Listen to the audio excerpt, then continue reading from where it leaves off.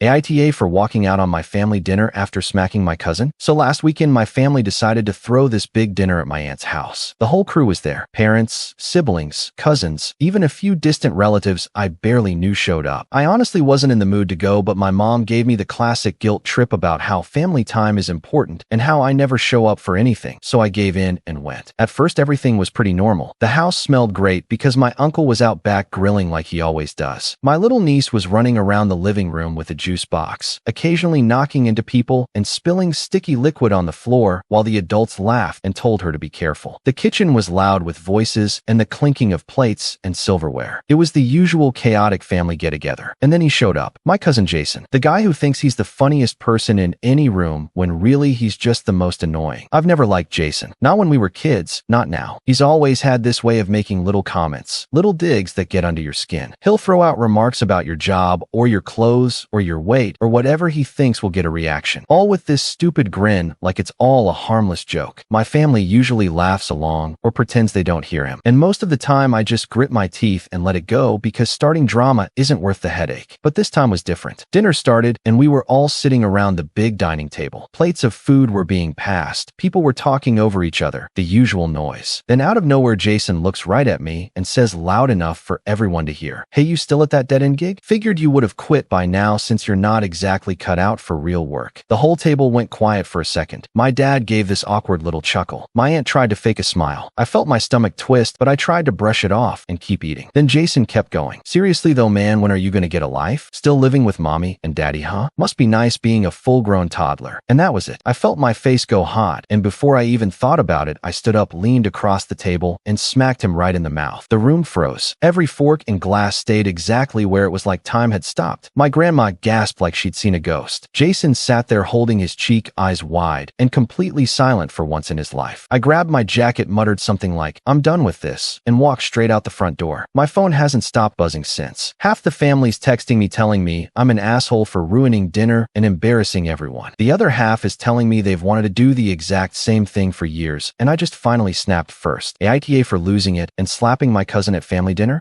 Story 2. AITA for not thinking about my dad's little kids when I dragged him to court over my stolen inheritance. When I was 11 years old, my mom passed away. It was the worst thing that had ever happened to me. She had planned for my future though. In her will, she left me over $120,000. That money was meant for my life, my education, my shot at stability. My dad was put in charge of it until I turned 18. I trusted that. I thought he'd keep it safe for me like any father would. But 2 years later, he met someone new. He got remarried, and suddenly that money wasn't mine anymore. According to him, it belonged to the whole new family. His words, like my mom's death and her wishes, meant nothing. Like her money was just some bonus prize for his fresh start. They took every cent of it and poured it into a ridiculous cafe dream that he and his new wife cooked up. A little coffee shop in town that they swore would make them rich. I fought him. God, I fought him. I was 15 years old, screaming, crying, begging him not to touch it, telling him over and over that it wasn't his to spend. But he didn't care. He told me I was being selfish, that this was better, that I was part of a new family now and should care about our success instead of just myself, as if I owed these strangers anything, as if my future didn't matter compared to his shiny new life. I never forgave him for that. Never. When I turned 18, I packed my things and left that house for good. I didn't look back. I spent years working, saving, researching. I met with lawyers, read everything I could. I built a case, slow and steady, dragging his sorry ass into court. I sued him for every last dollar my mother had meant for me. My mom's family stood behind me the whole way. Even some of his relatives did. But others, oh, they hated me for it. They said I was ruining the family's stability. They said I was selfish, heartless, that I was hurting the innocent kids he had with his new wife, my half-siblings, like I was supposed to care about them when I was the one who got robbed. I didn't give a damn. Why should I? He stole from me. He stole my future. If I hesitated, if I felt bad for them, I knew I'd never see a cent. So I pushed the lawsuit as far as it could go. He squirmed, he stalled. He claimed he was broke, but the court didn't care. They made him sell the cafe. They drained his savings. They docked his wages. They squeezed him until every dollar was paid back to me. And by the time I finally got that money, the money that should have been mine all along, any chance at forgiveness was long gone. He made me fight for years just to get what my mom left me. And now some cousins and uncles on his side call me cold, heartless. They say I destroyed the kids' future. They remind me that those kids are my half-siblings, as if that means anything to me. But I don't care. I never will. They weren't my problem. My dad stole from me to build their life. I only took back what was mine. AITA for not giving a second thought to those kids when I burned it all down to get what was owed. Story 3.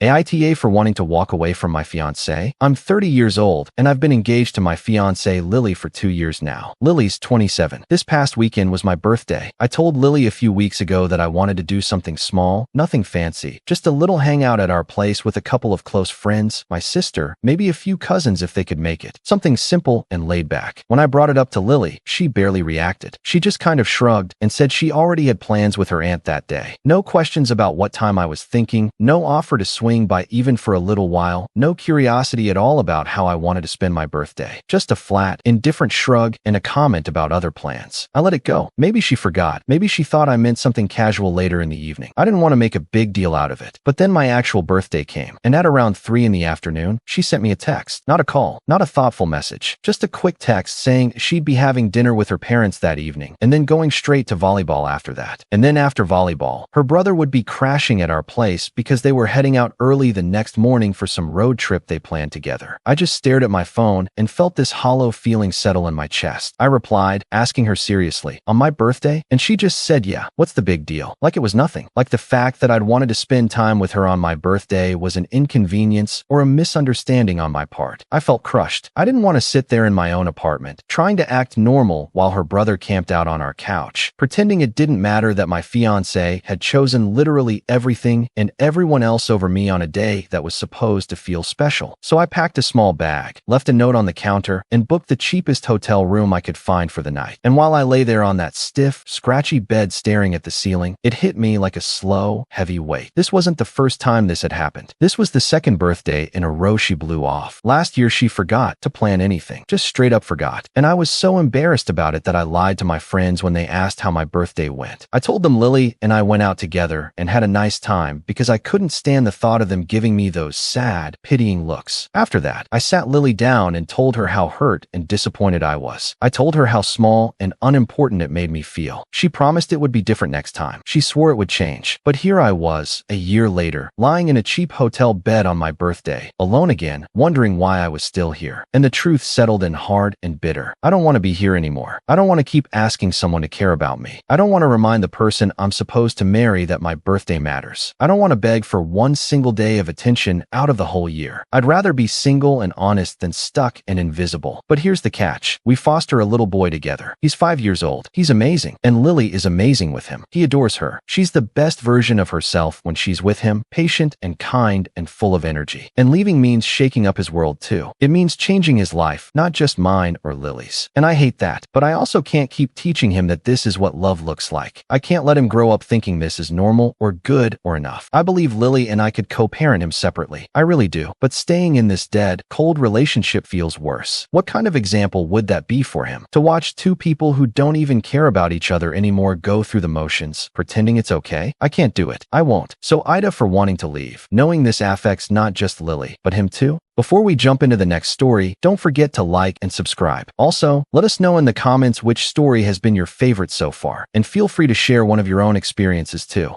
Story 4. AITA for refusing to put my girlfriend's name on the house title? I'm a 31-year-old guy, and I've spent almost a decade grinding hard, saving every penny, sacrificing vacations, nights out, and pretty much every luxury just to reach this one big goal I've had forever, buying my own house. And finally, last month, after years of effort, I closed on a $900,000 place. It felt unreal, like every late night, every weekend side hustle, every skip trip was worth it. My girlfriend, let's call her Emily, she's 28, and we've been together for about 3 years now. When I told her I was finally buying a house, she was excited, or at least she seemed excited. She smiled, hugged me, said she was proud, but then she made it very clear that she wasn't going to put any money into the house, which, honestly, was fine with me. I didn't expect her to. The down payment, the closing costs, the mortgage, every single dollar of that came out of my pocket. The loan is in my name. I pay every cent, and I was completely okay with that. I figured that since I was paying for the entire thing, the house would stay entirely in my name, at least until we were married. After that, sure, I'd be more than happy to add her to the deed. She'd be my wife then. We'd be building a life together. But apparently that was not enough for her, or for her family, because now her mom and her older sister are in her ear, telling her that if I really trusted her, if I really loved her, I'd put her on the deed right now. No ring, no legal commitment, no financial contribution. Just slap her name right on the paperwork like she helped make this happen. Otherwise, according to them, I'm planning to screw her over, leading her on, using her. They've actually said that to her. And Emily, she's starting to bring it up too. First it was little comments here and there. Jokes about her name not being on the papers. Then it turned into more serious talks. Actual arguments. She's acting like I'm insulting her by not offering her half ownership of something she didn't help pay for. Like I'm disrespecting her or not taking our relationship seriously because I won't just hand over half of the house I worked almost a decade to afford. And I can't help but wonder, am I crazy here? Are they right? Is this really what trust looks like? Giving someone half of your house just because you're dating, even if they didn't put in a single dollar? Or am I being perfectly reasonable to say no? To stand firm and protect what I built with my own two hands? I don't know anymore. Part of me thinks I'm doing the right thing, that I'd be a complete fool to let her or her family pressure me into this. But another part of me worries that maybe I'm wrong. Maybe I am being unfair. Maybe standing my ground makes me the bad guy. I just don't know which is worse, being the asshole or being the fool. AITA for keeping the house in my name until marriage? Story 5.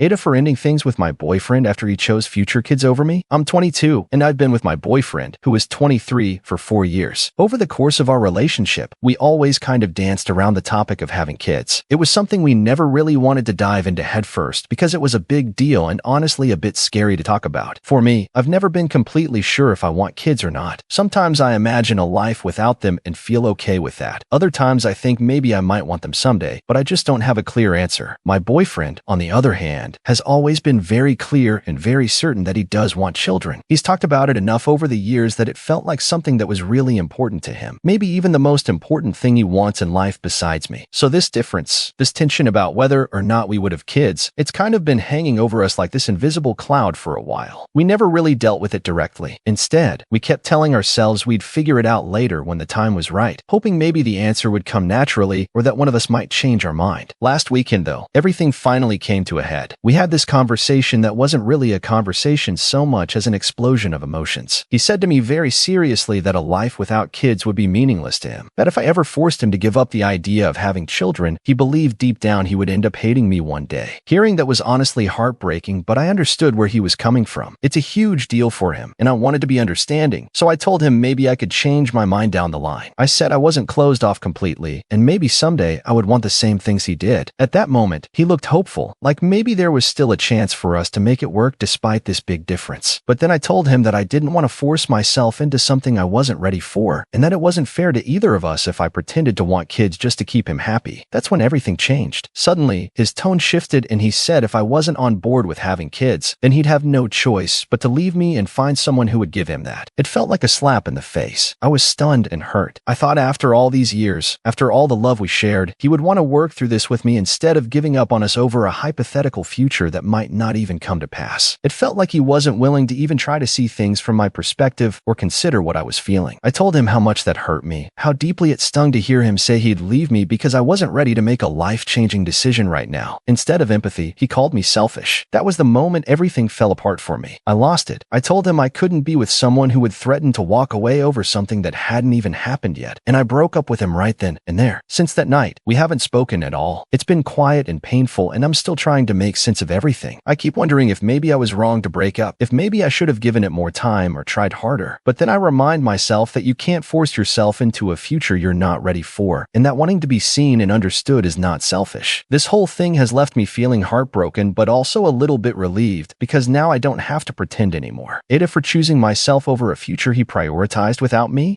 Story 6.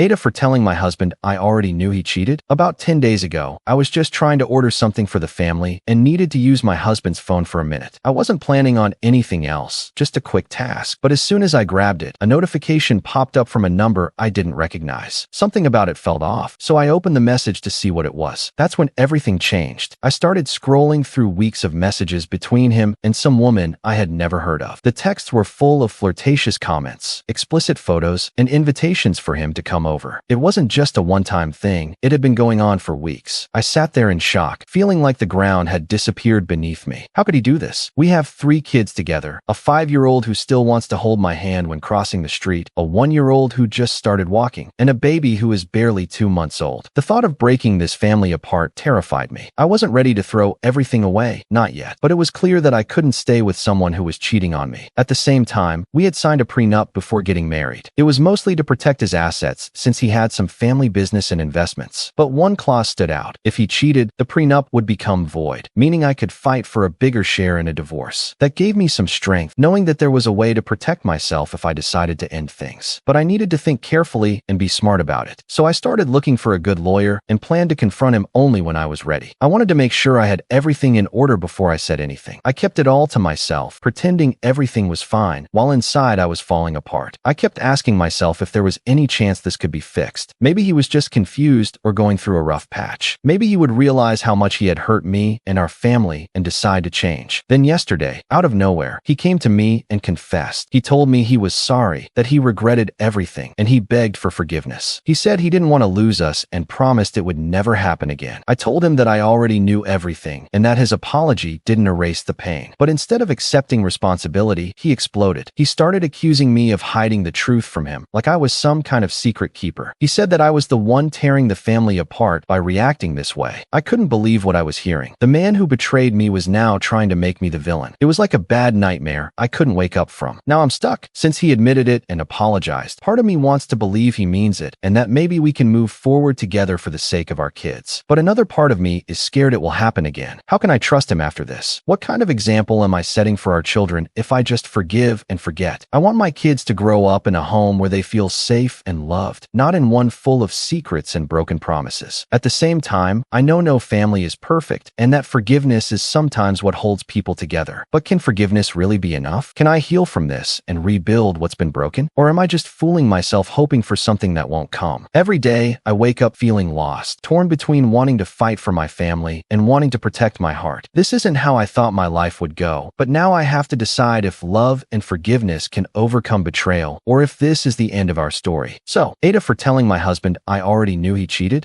Story 7. AITA for telling my sister she can't tag along to the beach trip? I'm 33 years old, married to my husband who is 36, and we have a 2-year-old toddler. For months, we carefully planned what would be our very first family getaway, a simple 4-night stay at a modest condo by the shore. It wasn't anything fancy, just a basic place with 2 bedrooms, one with a twin bed, one with a queen, and a pull-out couch in the living room. It was perfect for just the 3 of us. I was genuinely excited because it felt like a big step for us as a family to get away and have some quality time together, away from the usual chaos of daily life. Right after I booked the place, I showed my sister, who was 21, the condo and the plan for the trip. She was interested, but I didn't think much of it at the time. Fast forward to today, and out of the blue she texted me asking if she and her new boyfriend, who she's been dating for only 2 weeks, could come and crash with us for a few days while we're there. I was taken aback because I hadn't expected that at all. My husband immediately said no. He made it clear that this was our first trip as a family, and it wasn't meant to be some kind of party zone or hangout spot for other people. I completely agreed with him. The whole point of this trip was to have quiet time, just me, my husband, and our toddler, to bond and relax without distractions or extra people coming and going. The problem is that every time I try to say no to my sister, even if I try to do it gently, she gets upset. She takes it personally, and it causes tension between us. We are close, but there's a pretty big age gap and honestly, very different priorities in life right now. She's in a different stage where she wants to be social, hang out, and have fun with her boyfriend. I'm at a stage where I want to unwind and spend calm, meaningful time with my little family. She just doesn't seem to get that this trip isn't about throwing a mini rave or having a bunch of people around. I haven't replied to her message yet because I'm trying to figure out the best way to explain my feelings without hurting her. It's hard because I don't want to start a fight or create distance, but at the same time, I need her to respect that this trip is important to us and it's about making memories as a family of 3. I want to enjoy the beach, have quiet dinners, and just focus on my husband and toddler without worrying about guests or interruptions. It's tricky balancing being supportive and close to my sister while also standing firm on what I need for my family. I wish she could understand that sometimes saying no isn't about rejecting her personally, but about protecting something meaningful to me. I'm still hoping I can find a way to communicate this without causing a rift, but right now I'm stuck in this awkward spot, trying to navigate family dynamics and what feels right for my own little family's first getaway. So what do I say without starting drama? AITA for wanting this to be just our family? Before we jump into the next story, don't forget to like and subscribe. Also, let us know in the comments which story has been your favorite so far, and feel free to share one of your own experiences too. Story 8.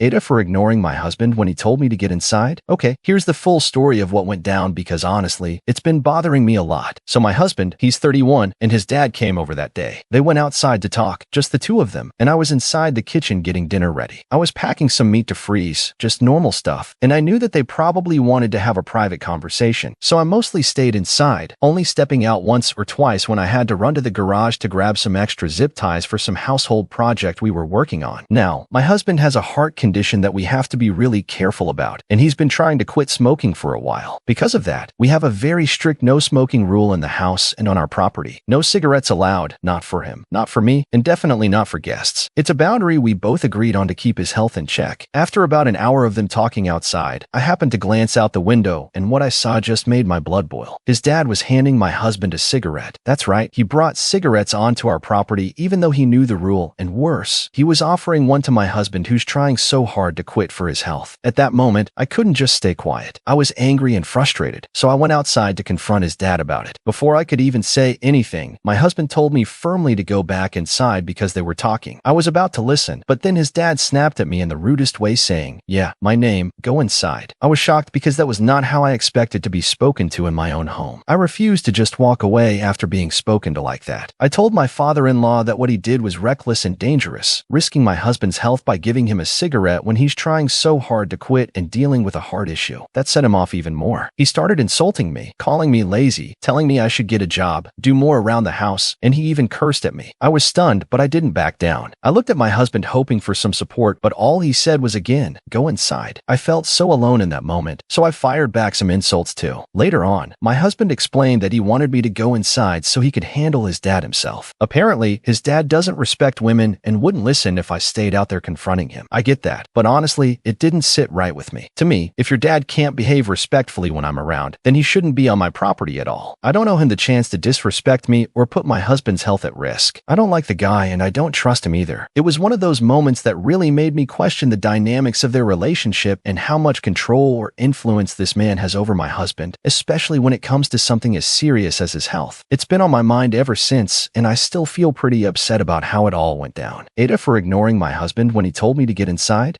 Story 9.